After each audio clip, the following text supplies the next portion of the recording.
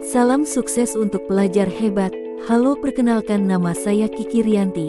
Pada video pembelajaran kali ini, saya akan membahas materi tentang aplikasi perkantoran pada mata pelajaran informatika. Nah, apa itu aplikasi perkantoran? Apa saja subkomponen pada materi aplikasi perkantoran? Maka dari itu kita simak terus video pembelajaran kali ini. Nah, apa sih itu mata pelajaran informatika? Jadi informatika merupakan salah satu mata pelajaran yang wajib ada dalam kurikulum merdeka. Informatika diartikan sebagai ilmu yang mempelajari tentang pengumpulan, klasifikasi, penyimpanan, pengeluaran, dan penyebaran pengetahuan. Jadi informatika adalah cabang ilmu yang mempelajari tentang komputasi, teknologi informasi, dan pengolahan data. Informatika merupakan singkatan dari kata informasi dan otomatisasi. Informatika memiliki peran penting dalam perkembangan teknologi, otomatisasi proses, dan pengolahan informasi di masyarakat modern. Baik, kita masuk ke dalam subkomponen atau elemen pokok pada materi aplikasi perkantoran yang terdiri dari 4 elemen, yaitu sebagai berikut.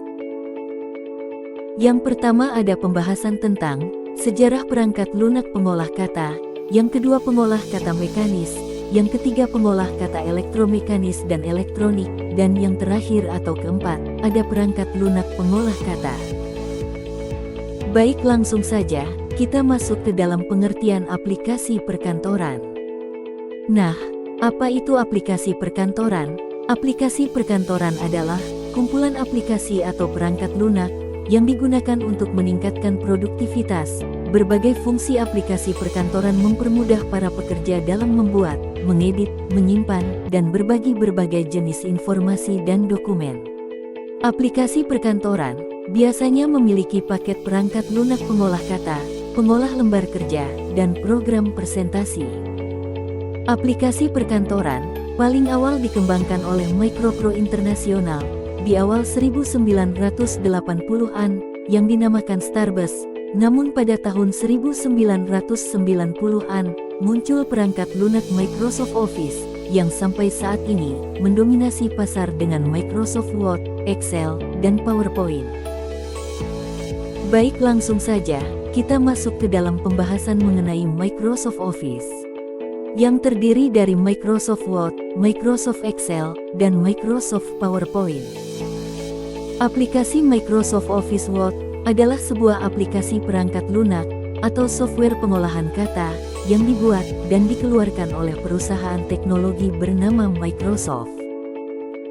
Adapun tampilan dari menu aplikasi Microsoft Word yang dimana ini berfungsi untuk membantu penggunanya dalam menyelesaikan berbagai macam pekerjaan yang berkaitan dalam pembuatan teks, tulisan dokumen, dan sebagainya. Pekerjaan yang berkaitan dengan dokumen tersebut dapat berupa membuat, menyunting, hingga memformat suatu dokumen secara khusus. Kemudian, Microsoft Office Excel. Aplikasi Microsoft Excel atau Excel ini adalah program aplikasi pengolah angka yang digunakan untuk mengolah data numerik.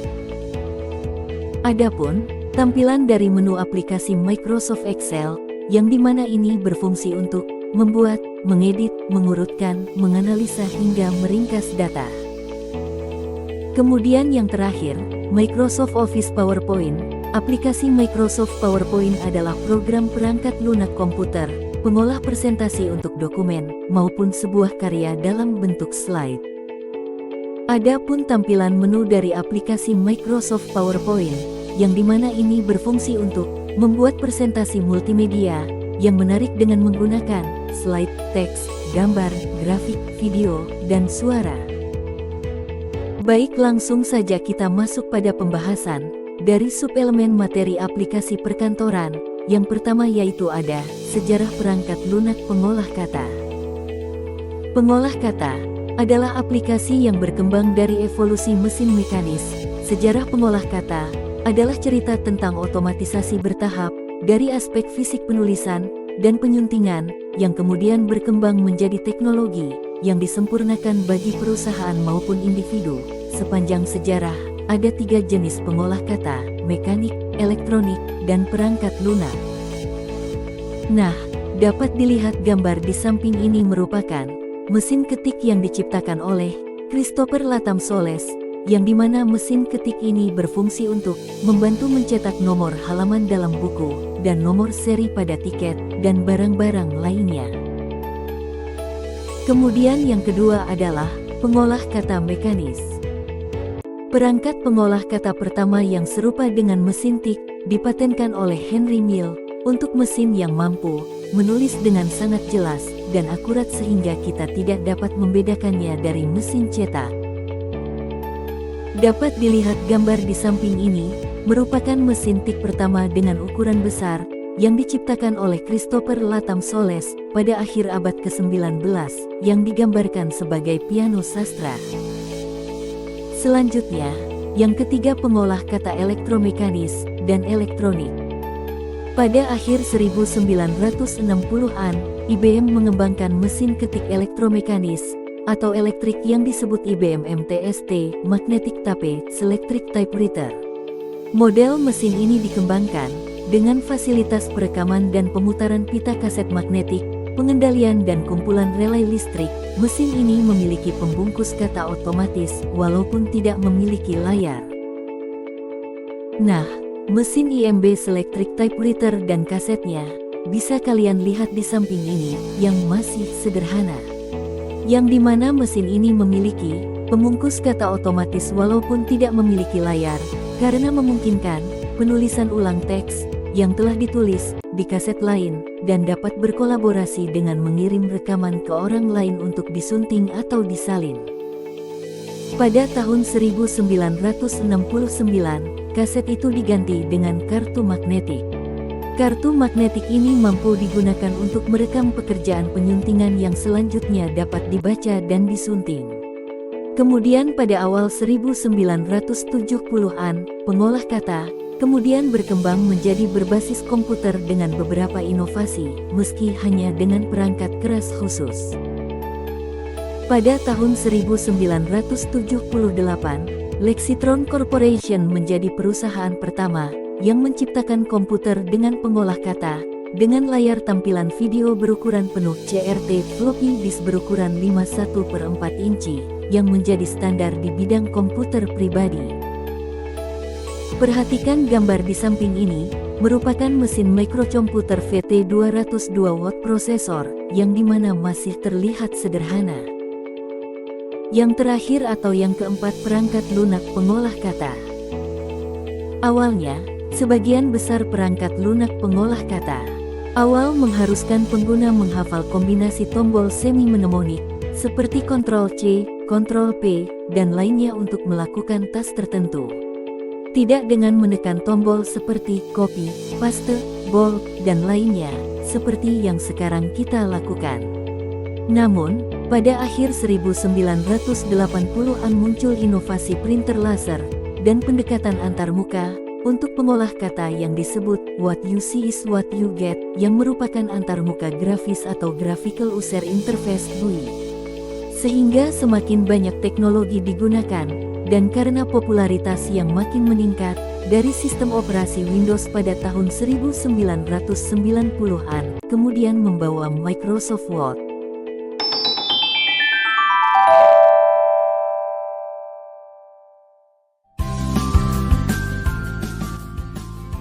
Halo anak-anak, bagaimana kabar kalian? Sudah siap untuk belajar? Persiapkan alat tulis kalian ya. Hari ini kita akan belajar mengenai tampilan layar, menu, dan ikon yang ada pada Microsoft Word. Mari kita mulai. Anak-anak, seperti yang kalian ketahui, ini adalah tampilan layar Microsoft Word. Tampilan ini terdiri dari yang pertama, ada file.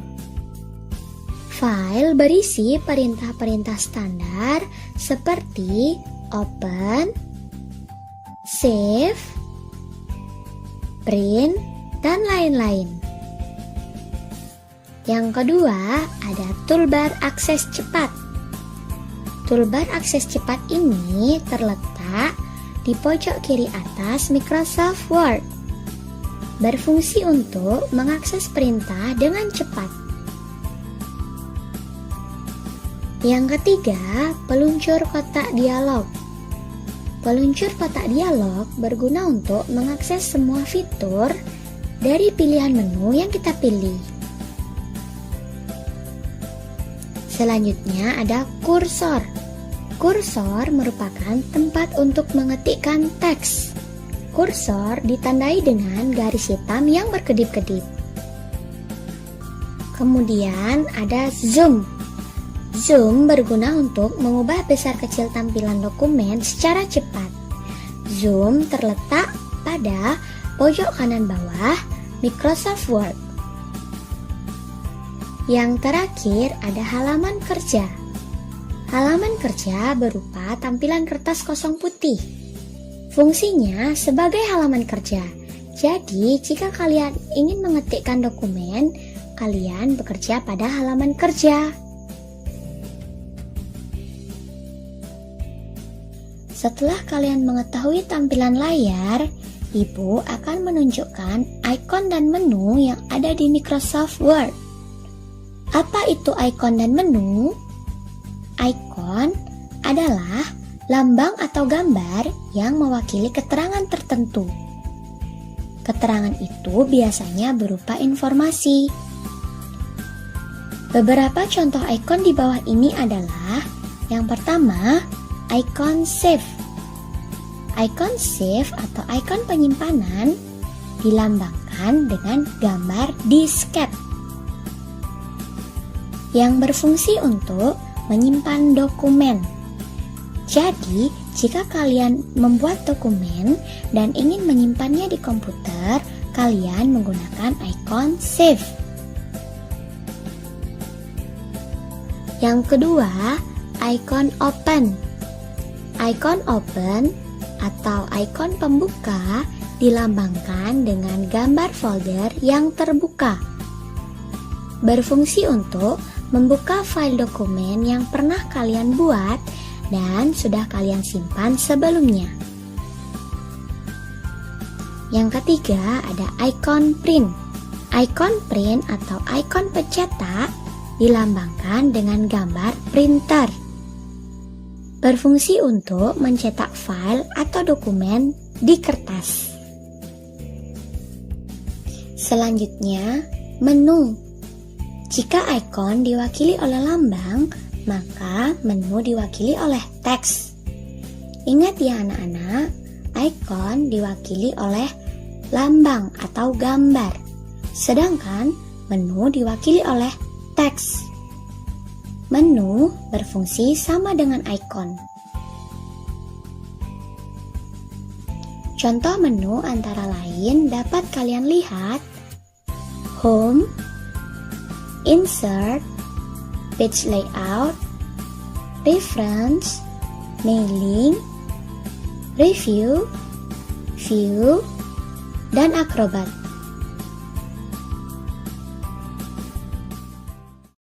Baik, itulah dia penjelasan mengenai tampilan layar, menu, dan ikon pada Microsoft Word.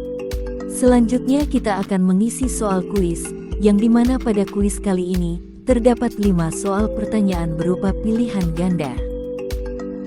Soal nomor 1. Gambar manakah di bawah ini yang merupakan program aplikasi yang digunakan untuk pengolah kata? A. Microsoft PowerPoint. B. Microsoft Word. C. Microsoft OneNote. D. Microsoft Excel. Soal nomor 2. Gambar manakah di bawah ini yang merupakan program aplikasi yang digunakan untuk pengolah lembar kerja? A. Microsoft PowerPoint. B. Microsoft Word. C. Microsoft OneNote. D. Microsoft Excel. Soal nomor 3. Gambar manakah di bawah ini yang merupakan program aplikasi yang digunakan untuk program presentasi? A. Microsoft PowerPoint. B. Microsoft Word. C. Microsoft OneNote. D. Microsoft Excel. Soal nomor 4. Nama gambar ikon di bawah ini adalah A. Save. B. Print. C. Open. D. Font. Soal nomor 5. Nama gambar ikon di bawah ini adalah A. Save. B. Print. C. Open. D. Font. Baik, itulah dia materi yang sudah saya sampaikan. Semoga bermanfaat dan terima kasih.